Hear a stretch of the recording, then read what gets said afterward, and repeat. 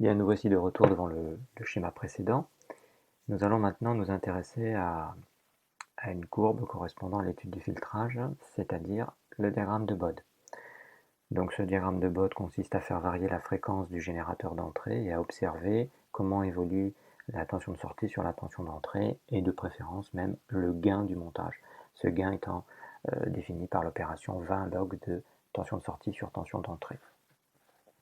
Alors pour commencer, nous allons renseigner le champ AC de la source de tension. Ce champ est très important pour l'analyse fréquentielle, donc je le choisis égal à 1.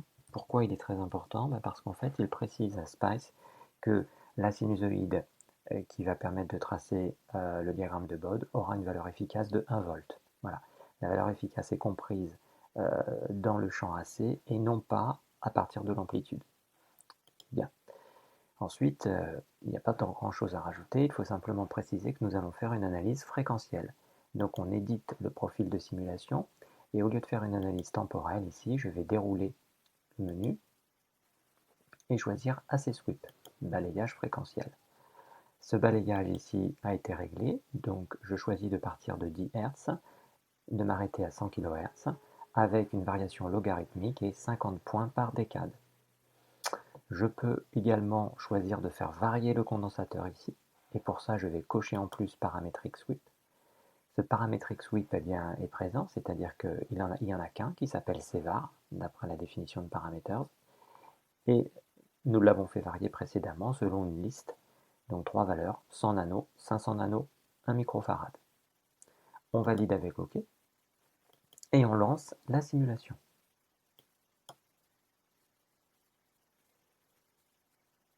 Voilà, la simulation est lancée.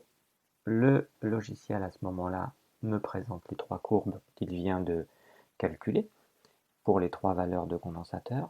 Je choisis de les visualiser, je valide donc avec OK. Je vois bien que je suis gradué en fréquence. Il me reste maintenant à tracer ces courbes. Donc je me rends dans le menu trace, ajouter donc une trace. Alors ici, on va procéder de 2 manières.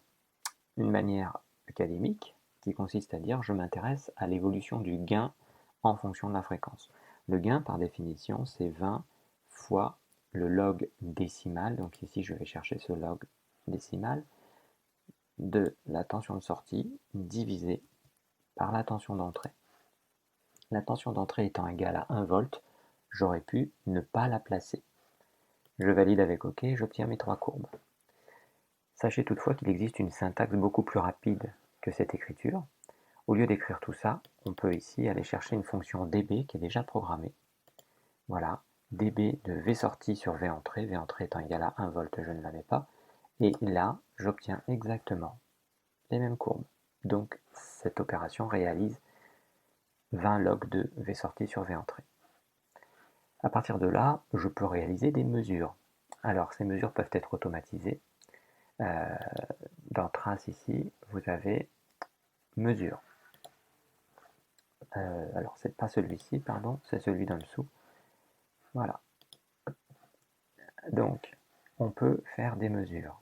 De quelle sorte? Par exemple, je peux chercher la fréquence de coupure à moins 3 dB. Donc ici, c'est un filtre de type passe-bas. Donc je peux aller chercher la fréquence de coupure de ce filtre. Donc voilà ici. Je choisis le passe-bas à moins 3 dB. Et ici, il va falloir que je remette la définition de ça. Donc là, je peux écrire tout simplement, je vais taper dB de V sortie. Je ferme la parenthèse et je valide. À ce moment-là, vous avez vu qu'ici un tableau supplémentaire vient de se rajouter. Et ce tableau supplémentaire me dit, ben voilà, vous avez évalué une fonction qui est ici, qui est la fréquence de coupure à moins 3 dB. Et sachez que vous avez 3 courbes. La première est à 1587 Hz, 318 Hz à peu près, et 159 Hz pour la troisième courbe. Ici, pour trouver les courbes, eh bien, il suffit de les identifier. On en sélectionne une, bouton droit de la souris, et ici, on va tout simplement choisir d'afficher les informations. Voilà, on a à ce moment-là les informations qui sont affichées, et cette valeur ici, enfin cette courbe correspond au condensateur de 1 microfarad. Donc voilà pour le tracé de diagramme de Bode. Alors il me reste une chose que je ne vous ai pas montré, c'est la phase. Pour tracer la phase, c'est très simple.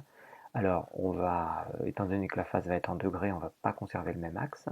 On va rajouter un axe. Alors il y a deux choix. Ou on rajoute un axe, ou on rajoute une fenêtre. Donc ici je fais trace, d'accord, pardon, plot, et voilà, je rajoute un axe Y ou je rajoute une fenêtre. Là je vais rajouter un axe Y, voilà, pour plus de lisibilité, et je vais placer la trace. Donc la trace va se placer très simplement ici. La fonction programmée pour la phase existe, elle est là, il suffit d'aller chercher phase avec P de V sortie. V entrée ayant une phase initiale à 0, inutile de la placer. Et donc j'obtiens ici mes trois courbes qui sont là et pour lesquelles je varie de 0 degré jusqu'à moins 90 degrés ici. Cet axe est là, gradué en degrés. Voilà pour cette vidéo sur les diagrammes de Bode.